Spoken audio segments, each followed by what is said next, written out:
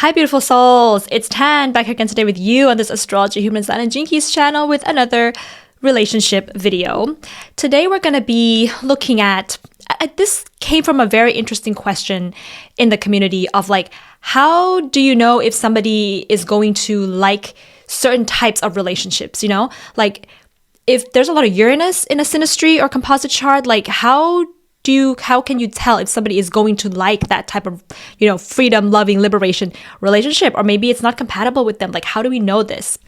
This is a really good question because people are going to react differently to different types of synastry. Like some people might like synastry charts that have very challenging and hard aspects there. Some people may not like that. Some people like Saturn. Some people don't like Saturn in synastry as much, right? So we're going to explore that today together. Before you watch further, if you're interested to get a synastry reading, then I am back to doing readings. You can check the description box below as well as in the comment section for the links to that. And if you watch this video at any point, you're like, wow, this is so complicated. Like, I don't even know how to follow along with this tutorial because maybe you're just a beginner in astrology. That is perfectly fine and very beautiful because you're just starting this journey, and that's wonderful. I am hosting astrology workshops. They're like Astrology 101 beginner workshops in Amsterdam, coming up later next month in November. So if you are in the area, then I would love for us to meet up and learn astrology together. So click on the link in the description box below as well as in the comment section to find out how you can sign up for the workshop. But if you're not in the area, you can also sign up for beginner astrology workshops as well, which I host online. So you can click in the description box below and in the comment section and sign up there, and let's meet up and learn more about astrology together. Understand your own personal self-growth as well as how you can relate and love another person in a more compassionate and understanding way. Okay, so let's get started with how do we explore this, like, how can we understand better what types of relationships are suitable for us? So it would be helpful if you had, you know, your own birth chart in front of you as you follow along with what I explained in this video, or if you have a synastry chart with somebody else, that would also be really great. You can get that from astro.com. That's one of the best and easiest websites to do that. So one of the most important things that you want to look for to see, like, am I in a relationship that is in alignment with what I'm actually looking for in a relationship that will help me to commit long-term or will make me happy long-term or not, is you want to look at your 7th house. 7th house rules long-term commitments and relationships with the other. Okay, I've got an example birth chart here. Let's call this person Holly. So Holly's got, she's got an ascendant in Pisces, sun in Pisces, and moon in Leo. And that means that Holly's descendant or 7th house is Virgo. So first you have to understand and know what is the rulership of each sign in the zodiac. So Virgo is ruled by Mercury.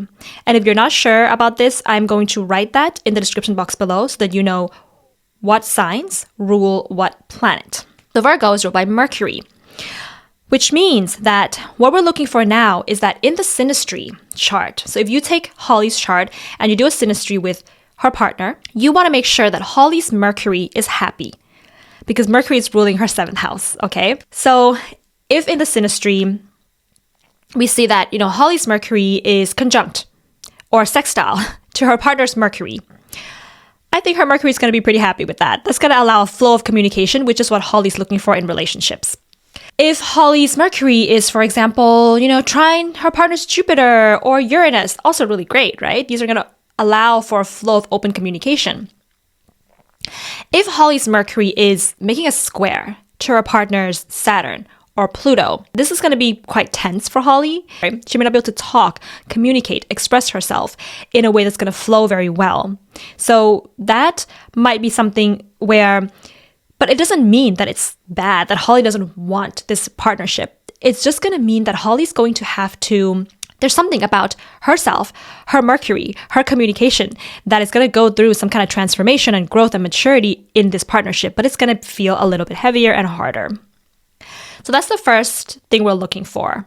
The second thing we're looking for to see, like, is this relationship that I'm in, is it fitting for what I value and what I'm looking for, is we're looking for what the 7th house ruler in your natal chart is doing, what aspects it's making, where it's placed in your own natal chart to add to that flavor of your 7th house ruler. If we look at Holly's chart, for example, so her 7th house is ruled by Virgo. We've established that, which means it's ruled by Mercury.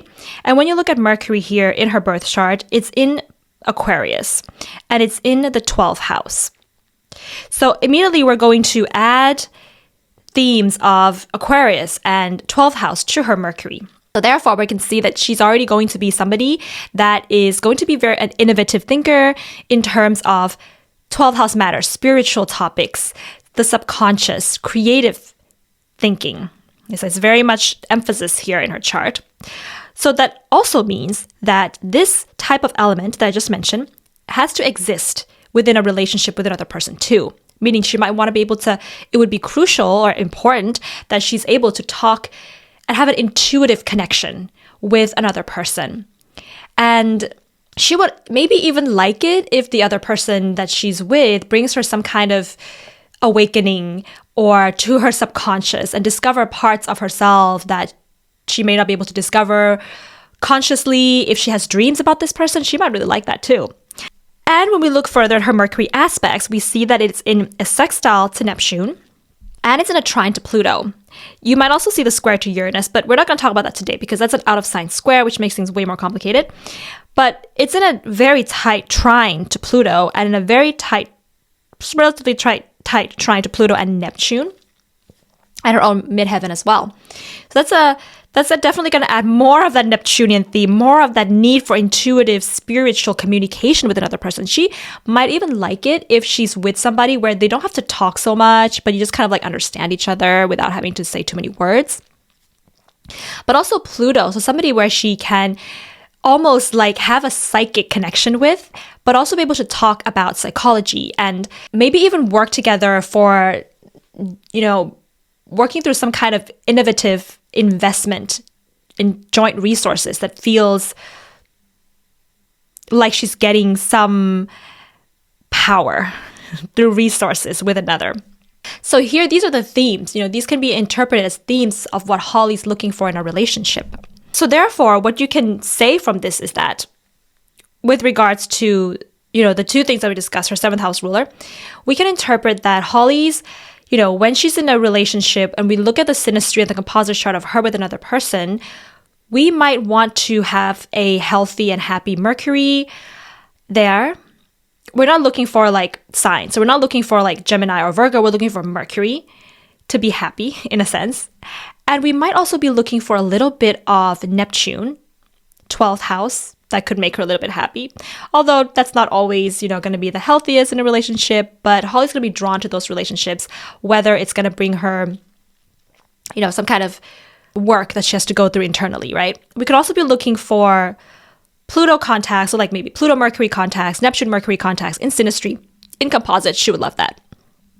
Or just any type of Mercury, Neptune, Pluto has to be sort of like there in her synastry and composite charts with another person, as well as possibly Uranus because Mercury is in Aquarius.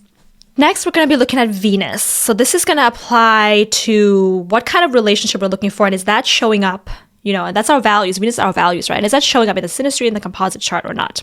Her Venus is in Pisces, in the 1st house. Venus is conjunct the Sun and sort of loosely conjunct Mars, but Venus is also in a square to Neptune. So we are seeing a lot of Neptune, Pisces, 12th house themes when it comes to Holly's relationships right away. And we can also interpret from this here that Holly is going to be definitely 199% drawn to a synastry or a composite chart that has a very strong Neptune, whether that's going to be healthy for her or not. And she can kind of probably be someone that's, loves somebody unconditionally. Where, I would say that for her, physical, sex is also going to be important because Venus is conjunct to Mars in the 1st house. So she would like somebody that maybe looks beautiful or that appreciates or loves the way that she looks and somebody that takes care of themselves well and can be there for her physically. But she also is really, there's a strong emphasis here also on just that spiritual side of things beyond the physical too. Last thing we're going to be looking at to see, what kind of synastry or composite chart somebody is actually looking for is Juno. So Juno is the asteroid that's going to tell us about what we can actually commit to. It's similar to the 7th house. You want to look at both of these things. Like, what can we actually stay long-term with another person, whether that's friendships, romantic partnerships, or any kind of relationship. Juno makes things stay long-term, just like the 7th house. So here we can see that Holly's Juno is in the 9th house and it's in Scorpio. So we're going to add more of that Pluto, Scorpio theme. So in a synastry chart, the way that we would look at Juno is we want Juno to actually make a contact in synastry. That's the best way to look at it.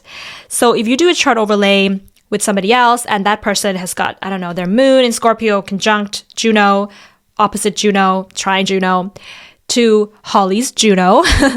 So that's going to be beautiful. That's going to make the relationship stick. Holly's going to view that person as an ideal partner in some ways. And I'm using the moon as an example. It can be anything. It can be a sun, moon, Venus, Mars. Well, you want to be careful a little bit with Mars and making sure that it's a more harmonious aspect. So we can also see here that if somebody, maybe they don't have Scorpio placements in their charts, but is embodying a lot of, Scorpio traits, meaning maybe they have strong 8th house, or they have strong Pluto or Mars, or just planets in Scorpio, but it's not necessarily conjunct Juno.